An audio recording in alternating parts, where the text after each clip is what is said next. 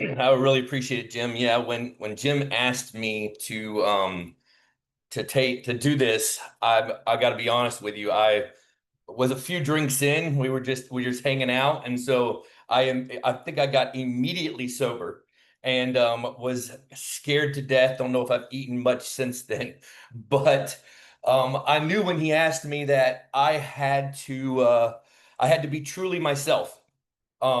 I had to be authentic in when I spoke because that's the only way I know how to be. And one of the things that anybody who knows about our team with me and my wife is that I tend to shy towards more the gym side. So I will not apologize, but I will go ahead and let you know that I will be blunt. I am not somebody who holds back. I do tell it like it is. If that's why I tell my agents, if you want the softer side, you can call my wife. But if you want if you want the real talk, then I will be here to help you. And when I started thinking about accountability, and I started thinking about this group and what it's become for me, and I'm sure what your original intentions in talking to you, Jim, were. I've heard different words thrown around. I've heard Scott use the word epic all the time. I've heard you use the word extreme accountability. And it took me back to my college days. I went to Liberty University and I had a group of guys that we actually called ours ruthless accountability. That was the most extreme word we could think of. We literally were to the point where if we failed the things that we said we were going to do, we were shaving heads. It was that kind of ruthless accountability, and it just got me thinking about what does accountability mean? What is accountability groups really designed for? And that's where I came up with what I wanted to share with you guys today. I came up basically with 4 points that for me, now some of you guys it may be different on what an accountability group brings, but for me, these are the 4 things that accountability group brings to me. And the first one, and if you see me moving a lot, yeah, you are right. Yes, I'm practicing and I am nervous, but this is the way to work through it. So I move my hands a whole bunch. So just look past that and hear the message. But the first point that I came to was support. Accountability groups for support. What I often ask myself when I came into this business and I learned real quick is why do we feel like we can go through each day without power? Why do we feel like we can go through each day? Think of a lamp. A lamp is hooked up to some form of power source constantly. It's constantly hooked up to some form of power source. And in order for it to do its job, it has to actually be not only hooked up, but turned on. It has to be activated. But that's not only for it to be activated, but for it to sustain its power, it cannot do it on its own. Not only does it have to be hooked up, but there comes times when that same lamp has a bulb that burns out. How many times has that happened to us? How many times have we been dialing over and over and over again, and we get to that point where we're just burned out? It happens all the time. Well, what happens when we get burned out? Someone reaches out and replaces that bulb. Or even sometimes what happens with the lamp becomes disconnected from the wall, disconnected from its power source, and it needs somebody to come along and reconnect it. That's the same thing for us. This business is not made to walk alone. We all want to be at the top. Put a one where we know that's the big thing that we all like to do. Let's put some ones in the chat. So let's go ahead and do the first one for today. Let's put a one in the chat if we want to be at the top. If we want to be at the top of the company, we want to be a 130. I sat back and I've tried to make it my mission to emulate and see as many 130s what they are doing. And what I've noticed is that their light in this company shines the brightest. But what that also means, it has to be connected to the biggest power source. They did not make it to that top alone. It means that their circle had to be bigger, stronger, more tightly connected. They had to find something outside of themselves. No one person made it to 130 or made it to the top by standing alone. They had people that they placed around them. And you cannot become the person you were meant to be without placing the right people around you. So that's the first point that I thought of was support. The second one is commitment. Commitment. When it comes to accountability group, it's commitment. I guarantee if you ask any of us, this is the part, and I constantly am thinking about the different people who have spoken to my life. And for some reason, when I think about this part right here, I think of Jordan Hunt and how Jordan Hunt always says, right before he says something powerful that's going to just slap you across the face, he says, I want you to know I'm Jordan Hunt and I'm your friend. So I'm going to steal that for half a second and just say, I'm Rich Day and I'm your friend. But how many people want to be part of that top 1% in symmetry? But the question is, how many people are willing to do the things that the bottom 99% aren't willing to do? We're willing to say that we'll do anything. But the question is, how many people are showing up on this extreme accountability call right now, and they don't have their cameras on? And they don't have their cameras on. Is it because you're distracted with other things, but you still want credit for showing up? Like, only you know that reason. But authenticity is key when it comes to commitment. I've seen many agents say that they're doing and being a certain way, that they're making the dials, they're reading the books, that they were ready to make the commitment. I'm sure, I look through my HQ and I see all the agents who have fallen off, and I've only been here a year. I think about people who've been here for a long time. Who knows how many there are that are in there who have fallen off? But there's lots of them that say they're ready to make the commitment, but everything they say was a lie. And I sit back and wonder, okay, let's just say that the lie that you're living, because let's face it, we're all on screen. 99% of the time we're on screen. We don't really truly know what's going on the other side, only what's presented. But let's just say that the lie that you're living is working. You actually make some leaderboards. People start noticing and they love you for it. Well, my question is, do they really love you? Or do they love this version that you've made up of you? And what happens is the lies that you live and tell will become heavier than the work it would have taken to reach the top. It's harder to live that and keep up with that than it is to actually do the work. And when we make our goals public, that's what I love about this group. All our goals are public. They're put out there. This is what I want to hit. When that happens, it increases the follow through. And the commitment that we're making, when I looked around and I watched the conference, it's not just friends. It's not just people you work with. These are family. Like, this is people you do life with. Which brings me to my next point. Feedback. And this is the hardest one. The hardest one sometimes in growth when it comes to accountability is feedback. Feedback is the ability to take accountability for your actions and do it without an ego. That's the key part. Without an ego. We are in the highest level of accountability. That means we cannot be afraid of getting feedback from the highest level people. When I first started coming to this, I've moved to sitting in the Reineke's accountability, but I started out in gyms and I watched.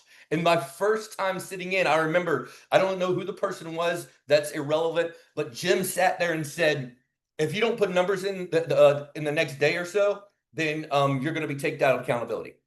Like, it just wasn't, no questions asked. Like, that's just the way it is. And you're going to have to reapply to be back in it.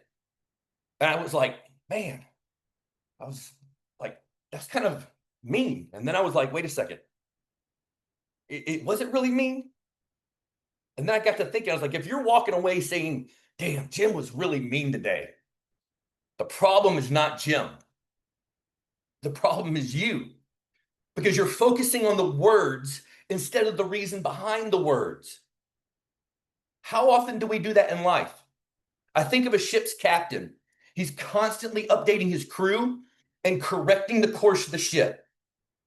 Why is he doing that? It has nothing to do with, I mean, does the crew incompetent? You think the captain would hire an incompetent crew? No, of course not. It's because the waves that are constantly hitting the ship, tossing it about, cause it to lose direction. The same thing that happens to us on a daily basis. We're tossed about, get told no, get cussed at. That one agent who says they're going to do what they're going to do doesn't do it. So what happens? Well, the captain comes in because he knows the destination. He knows how to get there. And we all have that in mentors. They've been where we are. They've gone before us. And they can help us navigate to our desired outcome. But we have to put our egos aside. I'll give you a perfect example of this in real time. I wasn't going to talk about this, but it happened yesterday. I was sitting there and I was live dialing. And I mean, call after call, it was probably 45 minutes of nothing. Scott jumps on and says, hey, let me just give you one piece of advice. And for anybody who's in here, you saw this. He said, just tweak this one thing. Just see what happens.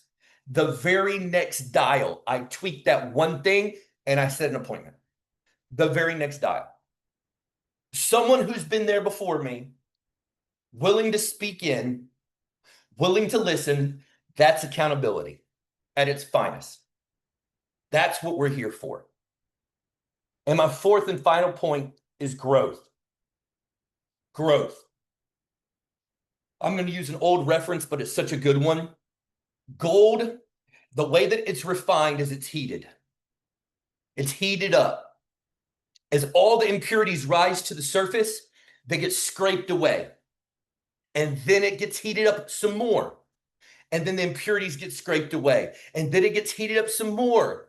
And then it gets scraped away. And slowly but surely that gold is refined and made pure and pure. The growth that needs to take place in each of us is not going to happen from everything going perfect. The growth that needs to take place in us to become who we need to be is not something that's going to happen by an easy yellow brick road. It is by a fire being put under our feet. It's by something coming up and heating us up, and all the impurities and all the things within us that don't need to be there get pulled to the top. And then somebody like Jim or somebody who is your accountability partner comes along and scrapes those away, helps push those out of your life so that you can keep going. Accountability is holding each other to higher standards, and that leads to growth. But growth is not about drastic change. It's about consistent steps. Perfect example is Christina Watts. If you look back at the beginning of her journey, I guarantee you the workouts she's doing right now, she was not doing the first 75 hard. If you look at the things that she does now, and the decisions she's making, it's not the same as what she did in the beginning. Because it's been about consistent steps that grow to make you stronger. The growth and accountability comes when the mindset shifts from blame to responsibility. And not all growth is upward and visible. That's our problem, is we sometimes want to always look on the outside and see, is there growth? Sometimes the best growth is inward and it's deep. A perfect example is a bamboo tree. It takes years before you see any outward growth. And then it shoots up 80 feet in the air. Why? Because it has to grow its roots deep. It has to grow down deep. And all of our 130s and people who are at the top, they did not get there by shooting overnight. There was growth that had to take place so they could handle the steps that took place along the way. I'm going to close with a story. On high mountain expeditions, especially on dangerous climbs like Mount Everest, climbers don't go alone. They tie themselves together with a rope and it's called a rope team. The idea is simple. One climber slips, the others hold them up. If one gets tired, the rest encourage and adjust. The rope doesn't keep them close, it keeps them alive. But there's a story of one climber who lost his footing on a glacier. He slipped and began to slide down the icy slope toward a deadly drop. But before panic could set in, the rope pulled tight, and his teammates dug in with their axes and held firm. They pulled him back to safety. Later, he said, that rope wasn't just a tool, it was grace. It was accountability in action. I didn't climb that mountain alone. I was carried by people who were committed to getting us all to the top. So the question that I have isn't whether you'll ever slip. It's who's holding your rope when you do. And more importantly, whose rope are you holding?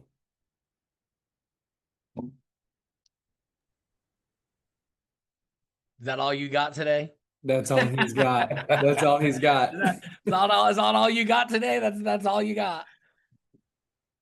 So good, man. So good. I love elevating voices new to leadership. It gives me so much excitement that the strength of the leadership team in this company is so good, because at every level, we've got people of character who are coming up, refining, learning. I mean, give Rich some love in the comments. Anyone doubt that Rich and Bailey are well on their way to 130 and top of this company? Extreme ownership just bleeds through everything there, man. It's so freaking good.